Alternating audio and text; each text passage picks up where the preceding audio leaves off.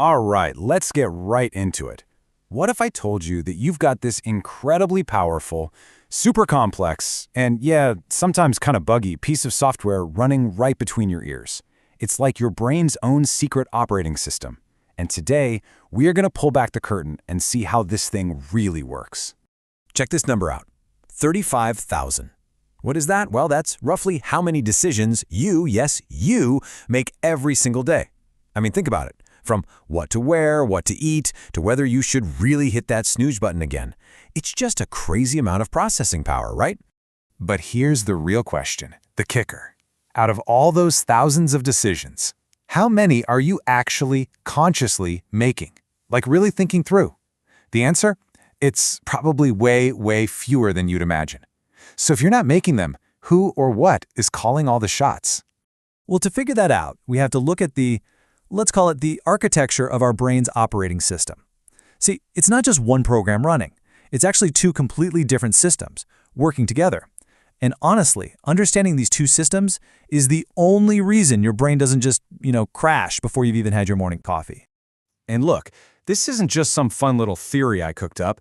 This whole framework comes from the absolute legend, psychologist and Nobel Prize winner Daniel Kahneman.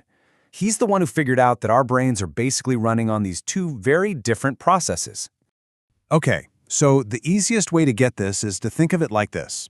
You've got System 1, that's your autopilot. It's your gut reaction, that instant feeling you get. Then you've got System 2, that's the pilot. That's when you have to actually grab the controls, concentrate, and consciously think your way through something. And trust me, the difference between these two is massive. Just look at how they stack up.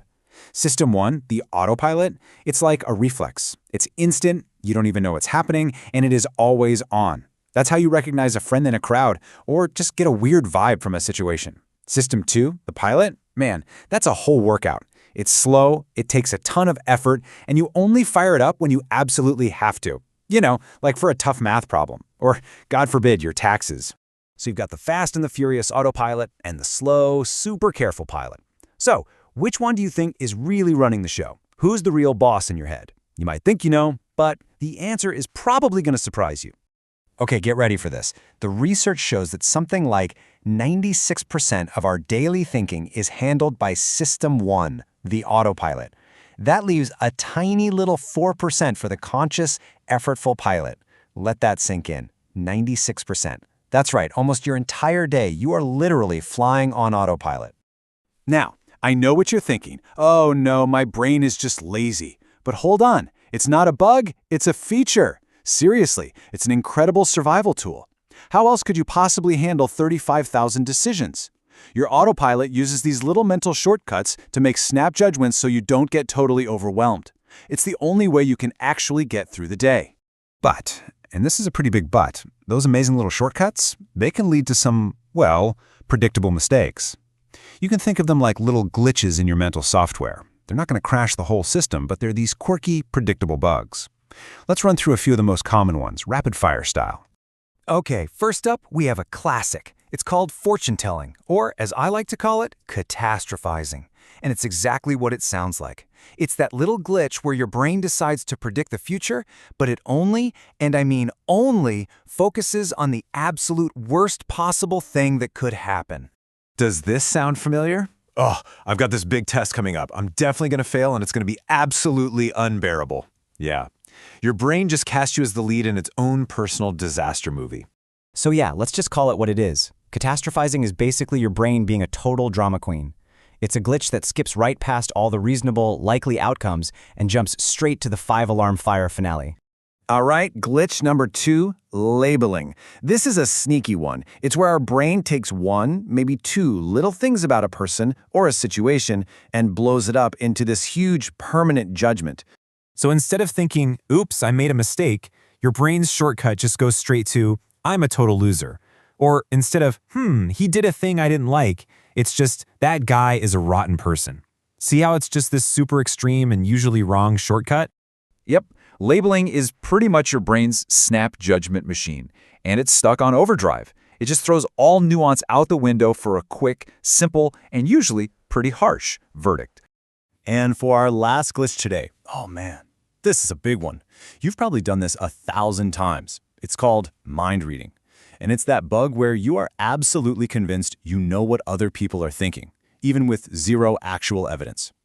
Picture this. You're giving a presentation at work. You look over and your colleague just has, a totally neutral look on their face. Your mind-reading glitch kicks in and immediately tells you, oh, he thinks I'm totally bombing this. Okay, let's just be real for a second. Spoiler alert, your brain is not a psychic. It has no psychic powers. This glitch is just your autopilot trying to fill in the blanks, and it usually fills them with your own fears and insecurities, not with what's actually happening.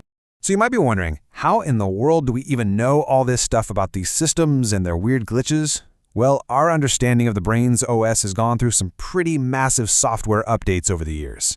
See, for a long time, scientists basically treated the mind like a black box. They could see what went in, a stimulus, and what came out, a response. But what happened inside? Total mystery. But then, around the 1950s, the cognitive revolution happened. And scientists finally decided, you know what? Let's crack that box open and actually look at the code inside. And that's pretty much what they're still doing today, trying to map this unbelievably complex system. Okay, so let's recap. We've got this super powerful, super fast autopilot running 96% of our lives, and it's got some quirky glitches.